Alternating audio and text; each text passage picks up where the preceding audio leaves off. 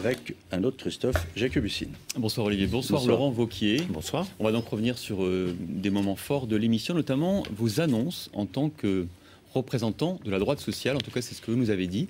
D'abord on va écouter pourquoi vous faites ces propositions sur lesquelles on va revenir. Il y a une personne qui m'a pris par la main, qui m'a amené devant sa maison, une maison modeste, qui m'a dit ça c'est ma maison. De l'autre côté de la rue, maison tout à fait comparable, la même. Dans celle qui est en face, il y a quelqu'un qui est au RSA. Moi je suis au 3-8 chez Michelin. On a la même maison. Tu veux savoir pourquoi je vote FN? C'est pour ça. J'en ai ras-le-bol. D'où 3 propositions, notamment pour limiter ce que vous considérez comme étant de l'assistanat. Je rappelle ces 3 propositions. D'abord, demander aux titulaires du RSA de faire 5 heures de travaux d'intérêt général par semaine, c'est ça? Service social. Service social, allez, sortie des écoles, peut-être cantonnier, enfin des choses comme ça. Ensuite, deuxième proposition, plafonner le cumul des prestations sociales. Vous avez parlé de 75% du SMIC, ça fait à peu près 900 €. C'est par personne?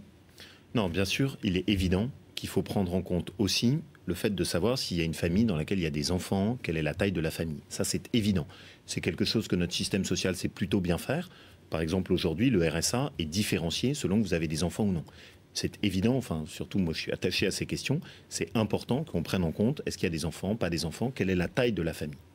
Et troisième proposition, le minimum vieillesse, qui aujourd'hui est accordé, d'après ce que vous dites, au bout de 3 mois d'activité, vous proposez qu'on attende 5 ans pour pouvoir bénéficier, d'avoir travaillé 5 ans pour pouvoir bénéficier du minimum vieillesse. C'est bien ça, je vous ai bien compris? Pour les étrangers. Pour les étrangers. Donc et ça n'est pas uniquement sur le minimum vieillesse, c'est plus globalement une réflexion que je pense qu'on doit avoir sur tout ce que sont ces prestations d'assistance dont on a besoin, qui sont dans notre modèle.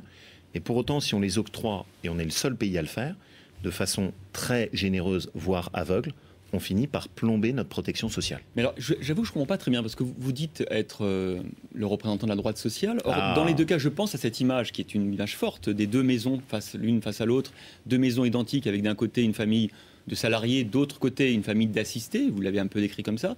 En quoi la famille de salariés va voir sa maison embellie ou son pouvoir d'achat amélioré avec vos propositions? Dernière, et c'est aussi un des thèmes, je ne sais pas si jamais vous l'avez relevé, mais sur lequel je suis fortement revenu, il faut qu'on travaille sur l'accession à la propriété, notamment pour les familles des classes moyennes. Et là, qu'est-ce qu'on constate en France? Ce qu'on constate, c'est qu'on a un coût du foncier qui est beaucoup plus cher et qui, du coup, pénalise les classes moyennes. Et on le regarde d'ailleurs sur les 20 ans qui se sont écoulés, le poids des dépenses de logement a considérablement augmenté dans les dépenses des classes moyennes. Donc il faut travailler sur les deux. Ok, mais je pense à cette personne qui a voté Front National aux élections cantonales, qui vous a pris par la main, qui vous montre la maison de son voisin. Qu'est-ce que vous lui répondez? Vous lui dites, eh ben, la maison de votre voisin, elle va être moins belle, parce qu'il aura des revenus d'assistanat plus faibles. Mais vous lui dites pas qu'à lui, vous allez on va aller jusqu'au bout. On va aller jusqu'au bout de ce qu'il me disait. Ce qu'il me disait, c'est, en face, il a 32 ans. Tu crois pas qu'il peut travailler?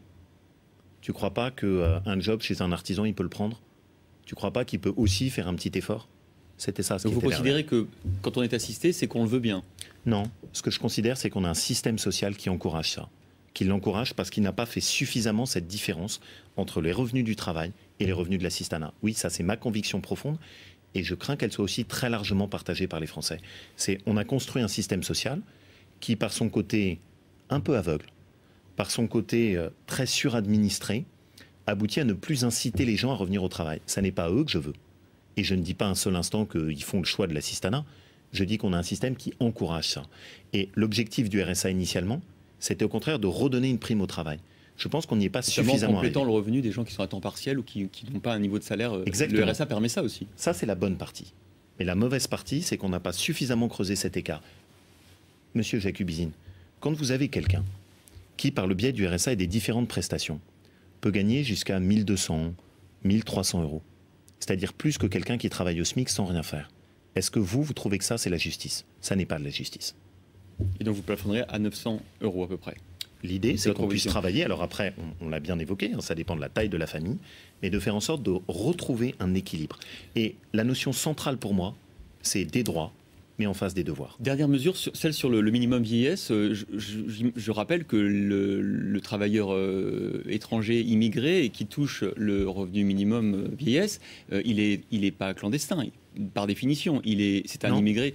Et que le minimum il suffit vieillesse, qu'il ait 3 mois. Oui, mais le minimum vieillesse, c'est de manière à ce que les personnes âgées aient un revenu qui leur permet d'avoir une vie décente. C'est pas lié à la contribution passée. Vous êtes d'accord ou pas? Vous voyez bien comment est-ce que ça peut tourner. La seule condition qu'on demande, un étranger arrive sur le territoire français. Il suffit qu'il ait été pendant 3 mois en conditions régulières. Pour pouvoir, par exemple, toucher le minimum vieillesse, mais ça vaut pour d'autres types de prestations. Dans le même temps, vous avez, par exemple, un agriculteur ou un artisan qui a travaillé toute sa vie, qui va se retrouver parfois avec une pension de retraite qui peut être inférieure, notamment pour les agriculteurs. Comment voulez-vous qu'ils comprennent? C'est incompréhensible, parce que ça n'est pas juste. Et le deuxième effet pervers, c'est que qu'est-ce qui se passe? Si vous avez un système de protection sociale à ce point-là généreux, qui ne demande pas un minimum de contribution avant de pouvoir accéder à votre système, qu'est-ce que ça aboutit? La France fait la pompe aspirante. Et elle fait la pompe aspirante pour toute l'immigration illégale. Tout simplement parce qu'on est les plus attractifs. L'Allemagne, qui est un pays qui n'est pas extrémiste, qui est un pays intéressant à regarder, a des critères qui sont plus exigeants, plus rigoureux. Je pense qu'on a intérêt à réfléchir sur cette question. Et 5 ans, ça ne me semble pas excessif. Sauf tout à l'heure, vous critiquez Hervé Morin, qui avait été ministre pendant 4 ans, qui aujourd'hui rallie Jean-Louis Borloo. Vous-même, vous étiez ministre au moment où le RSA a été voté, au moment où ça fait 4 ans que vous êtes au pouvoir. Pourquoi est-ce que dans la dernière année, vous et votre groupe allez faire cette proposition de loi? C'est pas un peu tard dans la dernière ligne droite? D'abord, Monsieur Jacobusine, vous êtes très bien placé pour savoir qu'au moment du RSA, on a eu des débats. Et je me suis exprimé notamment, vous en étiez fait d'ailleurs l'écho. La deuxième chose, c'est que je considère que vous ne pouvez pas faire la même chose sur la sortie de crise que pendant la crise. Pendant la crise, les Français ont souffert. La priorité, c'était de protéger. Il n'y avait pas d'emploi. Les gens étaient surtout en attente que l'emploi redémarre. Là, ce que je constate petit à petit, c'est que le moteur à emploi redémarre. Dans l'artisanat, on commence à avoir des métiers en tension. Dans les PME, j'ai des gens qui me disent « nous, on n'arrive plus à embaucher ». Donc je pense qu'il faut qu'on arrive à retrouver cet équilibre. Oui, on aide les gens, mais on attend aussi quelque chose en contrepartie. Et c'est une simple mesure de justice. Encore 1 minute 30. Ouais, pendant cette émission, vous avez aussi donné le ton à la campagne. On vous écoute. Olivier l'a rappelé tout à l'heure, mais ça vaut la peine. C'était sur Dominique Strauss-Kahn. Cette semaine, on a fêté l'anniversaire de François Mitterrand. Je trouve que le raccourci est saisissant. François Mitterrand, c'était la force tranquille et solutrée. Dominique Strauss-Kahn, c'est la Porsche tranquille et le riad à Marrakech.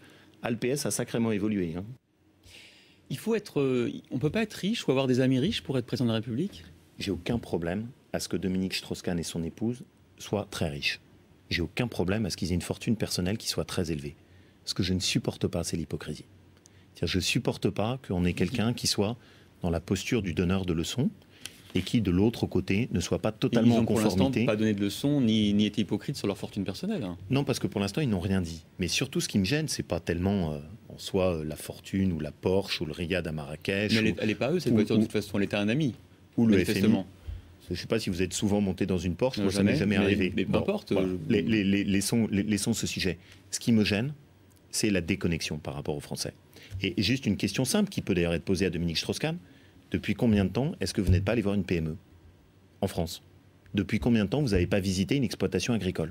Voilà. Et je crois qu'au moment où on sera... campagne, parce que je me souviens quelques mois du président de la République nous disant si c'est Dominique Strauss-Kahn et Anne Sinclair, Carla Bruni et moi, ce sera l'austérité à l'Élysée. C'est ça que vous êtes en train d'illustrer là? Non, ce que je suis en train d'illustrer, c'est 2 choses pour moi. La campagne, c'est du fond, des propositions, des idées. C'est ce qu'on a fait. Et l'autre chose, c'est de la sincérité. Pas de posture. Les Strauss-Kahniens, quand même, depuis 4 ans, ont systématiquement caricaturé le président. Là, aujourd'hui, c'est un peu l'arroseur arrosé.